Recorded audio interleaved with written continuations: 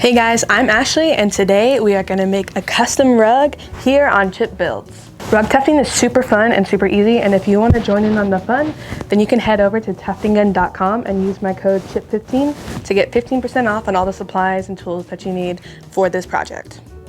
Okay, so for my first rug project, I knew I wanted to make some kind of Disney rug, so I went over to antitate.com.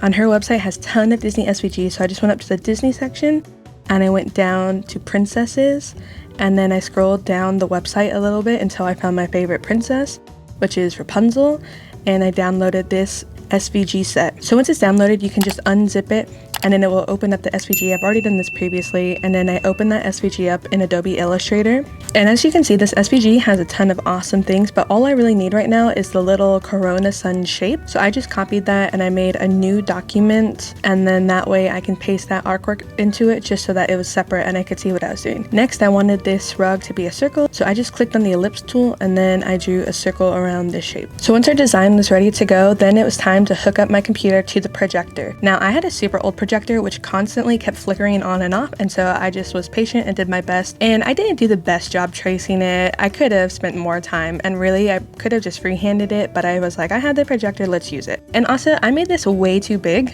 for the frame, and so it kind of ended up a little bit of a wonky circle. Once I had finished drawing the artwork on the monk's cloth, I just decided to go for it.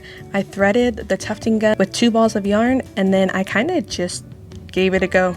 So what you want to do when you're tufting a rug, you want to make sure you've inserted the gun fully into the frame, and you don't want to apply too much pressure, but you don't want to have like too little pressure. So it's kind of, you just got to feel it out and go for it. Tufting a rug is so easy that my friend's 12-year-old kid decided that she wanted to give this a go. So she came over one day and I just kind of taught her the basics, and she had it down super quick, and then she basically hijacked my tufting gun and this project and completed about 70% of the rug before I even had a chance to work on this rug again. So she really went to town and she ended up super loving it. It just shows how awesome of a hobby this is that anyone can literally do it. Even children can do it. In hindsight though, if we were to do this rug again, I would definitely have us outline all the yellow sections before we did the purple, just because it would have gotten some cleaner definition between the two parts. So once my friend's kid left, I decided to just go back in and fill in some of the sparse parts of the rug just to make it extra fluffy.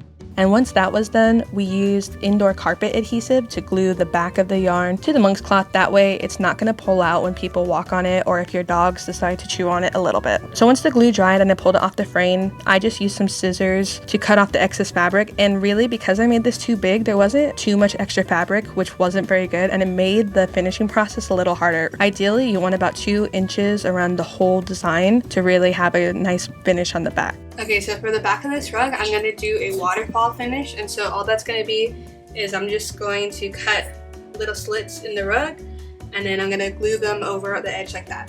This is just an easier way to do it rather than having to sew the edge. This step went by really quickly by having 2 people do it to finish the rug, because as I was putting down one section with the hot glue and pressing it down, Emma was able to do the other side.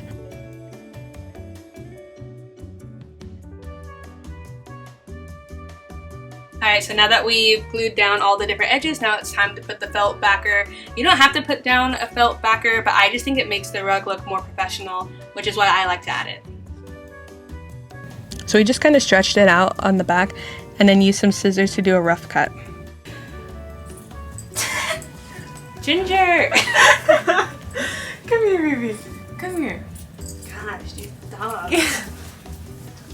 Also, it seems like anytime I do a project, our animals want to help so bad. So to attach the felt to the back of the rug, I just used some Gorilla Spray adhesive, and let me tell you, I made the biggest mistake of my entire life by spraying that inside the house. I didn't think it was going to be as smelly as it was, so you definitely want to do that outside in a ventilated area because it is stinky. And then so what we decided to do was just put some hot glue around the very edges of the felt fabric just to make sure that the felt was going to last for a really long time on the back of the rug. The final step for this rug was to use some sheep shears to really even out the entire rug.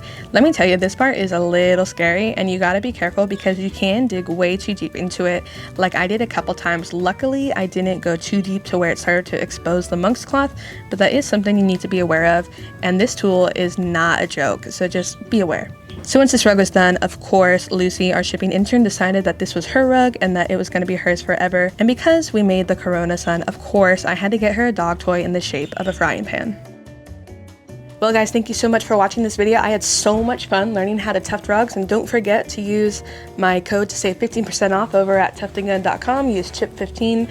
And if you have any questions or comments about this project, just post them down in the comment section down below. And see you guys on the next one. So thanks for watching. See ya.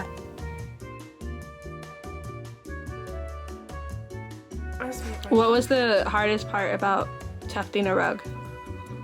The thing kept getting tangled. The string was annoying. Yeah. And then also Lucy at the same time because she would keep eating that. She tried to eat the yarn. She found a fly.